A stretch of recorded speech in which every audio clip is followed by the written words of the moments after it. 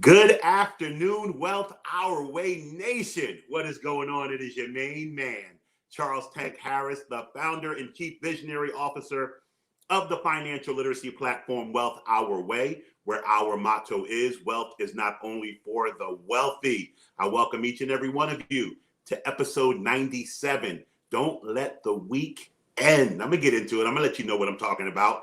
Before I do, though, I want to say thank you to each and every one of you who are live with me as I stream across the Wealth Our Way Facebook and YouTube pages. I also want to give the Wealth Our Way Nation salute to all the members of Wild Nation who watch this program pre-recorded overnight, over the weekend, on their lunch break, anywhere they can squeeze 15 minutes of financial literacy in, and then a heartfelt how are you to the good folks on the Life 101 platform who listen to the audio recording of this very here program.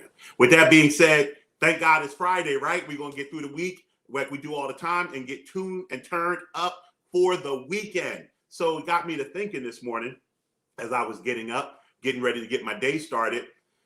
I believe everybody should have a personal board of directors. So let me talk to you about that. I was reading a book by the late, great Napoleon Hill, Think and Grow Rich. It's one of my cornerstone books. And he talked about the concept of having a board of directors. This is something that came to me a long time ago when I worked at my first brokerage firm, Smith Barney. I learned that in order to manage someone else's money corporately, like whether you are a foundation, an endowment, a university, a pension fund, and I've talked about this on the program, that you had to have an investment policy statement that governs your actions, and B, you had to have a committee or a board. So you didn't have one person in charge of every decision. Corporations are run the same way. Publicly traded companies and privately held companies, they'll have somebody at the helm, like a CEO, but they'll have a board of directors that govern the direction of the company. When I had lunch with my man Devlin the other day, you saw him on the crypto conversation. He was talking to me about the importance of this board of directors. He's on my board of directors. And we were talking about just making sure that the board is perfect and is pushing me in the direction that I need to go. When I think about that and think about how Napoleon Hill, his board of directors was twofold. He had a real life board of directors, real human beings that he talked to, that he knew. But he also had, I don't want to use the word imaginary because they were real people, but he had a board of directors that he never, ever met and spoke to. A board of directors that consisted of people that he studied and learned from through books, through speeches that they had given, through the accounts of other people. And he was able to assemble this dream team of directors to help guide him. He had people like Thomas Edison, Henry Ford, Andrew Carnegie, who were the great minds of his time. And he basically would have meetings where he would sit at, it sounds crazy, but he would sit at a table and pretend all these people were at the table with him and bounce ideas off of them and take the answers that he felt they would give based on what he knew about them. I have kind of done the same thing. I have mentors in my mind, I call them. People like Napoleon Hill, people like Dr. Miles Monroe, who, rest his soul, died in a plane crash. But I have all of his books and I believe in his teachings. I watch him on YouTube. Why is this important and why am I telling you this and why is it under the title of Don't Let the Week End? Dr. Miles Monroe, I was looking at one of his YouTube sermons one day, and he was talking about how we trade our existence for our job. I'll repeat that. We trade our existence for our job. And our job has us 40 hours a week minimum for full-time employment in a routine that gets us up every day. Everything we do centers around this job. It doesn't center around our family. It doesn't center around the life we dreamt that we would live. It doesn't center around our personal enjoyment. Most of us, our life centers around this 40-hour-a-week commitment. I was driving, it was a Tuesday, Wawa gives away free coffee if you have their app. And I was on my way to go get my free coffee on Tuesday. and riding out the development in which I'm staying in, I saw some kids sitting down waiting for the school bus. And it got me to thinking to something I saw on TikTok. This woman was talking about how the American educational system is set up to produce employees for the American industrial situation. And it really, if you think about it, it's a theory, but it's one that's really easy to understand. Teach somebody how to sit in a building for 6, 7, 8 hours a day as a child, and it will make it much easier for them to sit inside of a building for 8, 9, 10 hours a day as an adult. It will make it seem normal. It will make it seem like what you're supposed to do. And as a result, when you think about the fact that we're not taught personal finance in schools, that we're not taught life skills in school, that we're not taught relationship skills in school, that we are taught things that make us ideal employees. Because after the Industrial Revolution and the Second World War, we needed to fill these offices and factories and other the people in this country who were creating real wealth. They understood how to scale, and they knew in order to scale, they needed worker bees. They needed drones who would come and exchange their personal freedoms for the promise and security of a paycheck. And I hear so often, I cringe at when people say, I need my job, I need the security of a check. My best friend and I have this conversation all the time. This fool got me into finances. He asked me to drop out of graduate school and become his stockbroker, and I did it. And then years later, we were sitting around having a conversation. And he said, I don't know how you do it. I said, don't know how I do what? I don't know how you every year don't know how much money you're going to make because you don't have a paycheck. I'm like, fool, you're the one who told me to do this. But the reality is we have a different ideology on what a paycheck means. My boy sees a paycheck as a floor. He sees it as a safety net. He says, no matter what happens this week, I know I'm going to get this. Me, I see a paycheck as a ceiling. I say, no matter what I do, I'm only going to make this. That was painted to me on my first job out of college, Ford Motor Credit Company. I told you guys before, I was a bill collector, which sucked. With a college degree, I'm calling people about their past due Pinto payments. And what I realized was I'm, of course, the new cat. So I'm full of youthful exuberance. I'm trying to figure out how to blow through this job, get a promotion, and one day be the CFO of Ford.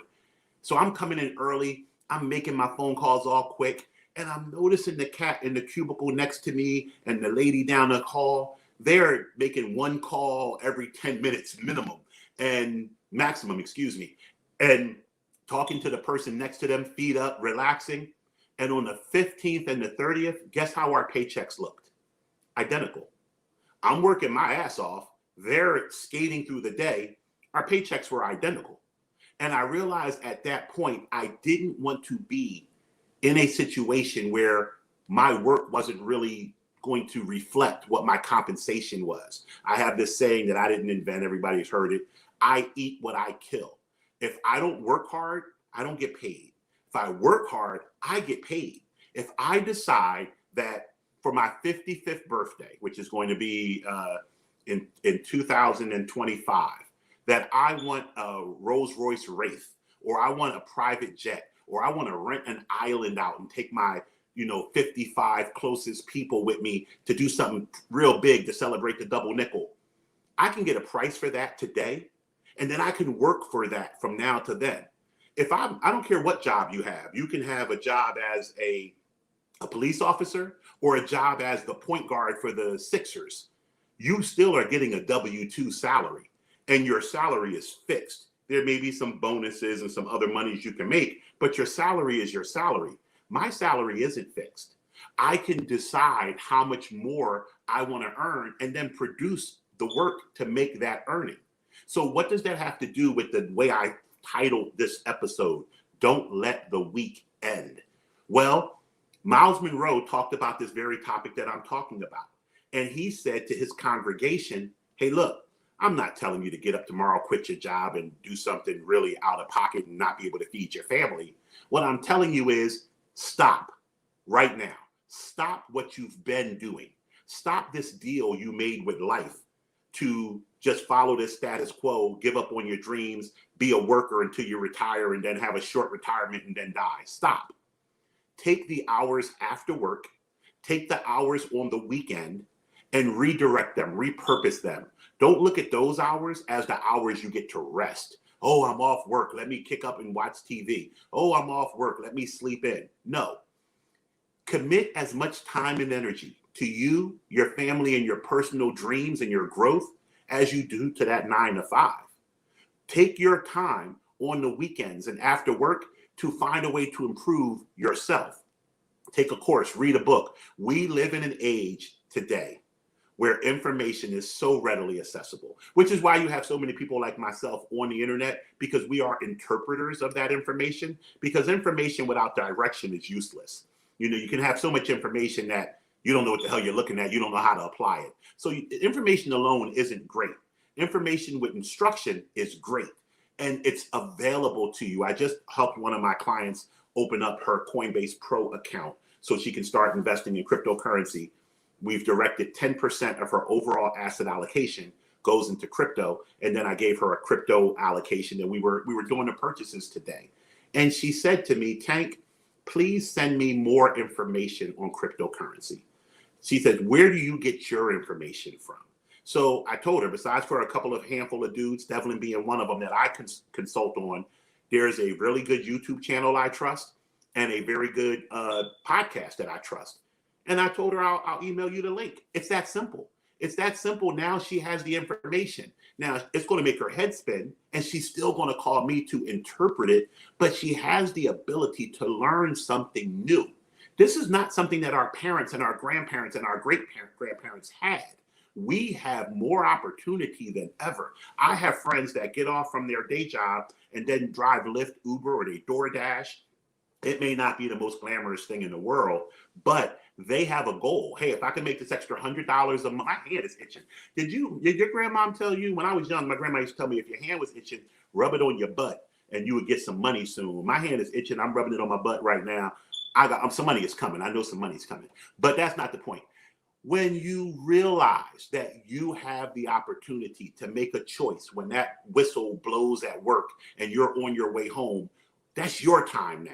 That's your time for your dream. That's your time for you to shape and create the life that you desire, because you just got finished spending 8 hours shaping somebody else's dreams and desires. It may not seem that way because you just work at a job, but somebody up that chain at that job is sitting back, riding their horses, sending their daughter to Harvard because you just put in 8 hours today. You want to flip the script. I was telling one of my friends, it was a Facebook post I made. I think it was when Jay-Z, they pictured Jay-Z, Rihanna, and Kanye West. And it says that Run This Town kind of hits differently now when you think about it, that the three of them were on that track together and they're all billionaires now.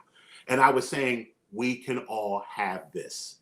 And one of my friends I played football with at college, as a matter of fact, commented, nah, Tank, we all can't have that. We're all not designed to be great. And it hurt me a little bit to read the comment. I'm like, man, I'm sorry you feel that way. I am so sorry you feel that way. Yeah, Lindsay, I can't. It's the carbon monoxide detector, and I still haven't figured out how to get that joint off the wall and change this battery. Somebody's going to come over and help me today because it's driving me crazy. The chirp is driving me crazy. But it's just one of those things where I think everything is possible. And that's the first mindset you have to believe for anything to be possible. I'm going to go to my grave one day, and I hate to say it ahead of time. I hate to put self-limiting beliefs out in the universe, but I think of a lot of stuff. So I know this is a true statement. Some of my dreams and desires and thoughts will not come to fruition. I will die before they get done. But guess what? Some of them will.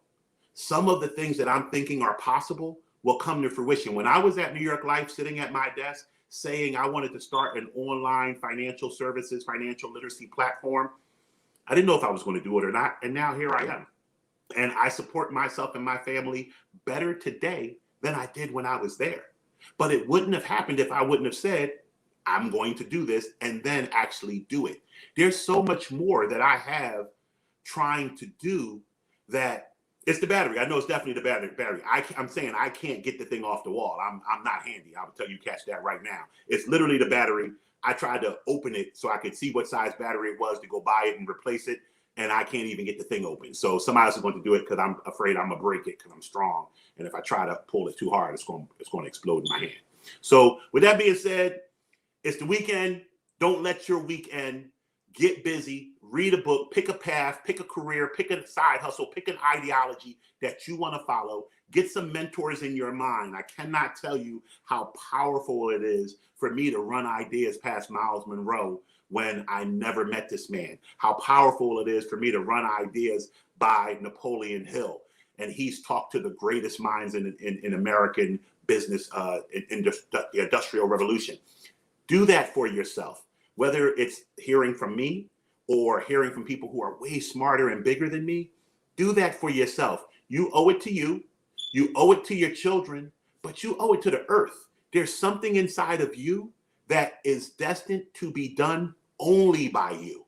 And if you don't do it, the world will never know it. So get up, do it, scratch your hand on your butt, and get this money. And I will see you all on Monday. Have a great weekend. Remember, wealth is not only for the wealthy. Take care.